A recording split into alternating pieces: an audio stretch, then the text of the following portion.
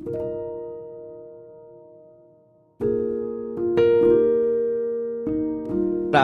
sa tulong po. Nakakapag-motor na ako.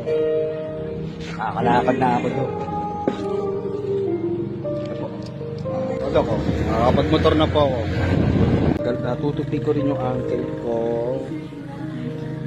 Lahat. Tapos, mag-anak pa ako, nawala na rin.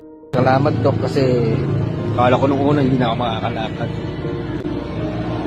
Nagkakilala tayo, nakatumas ako, makikita nakahiga. Ngayon, ito na, nakakalakad na ako. Maayos na yung lakad ko, Dok. Wala, lahat, maayos na. Yan po.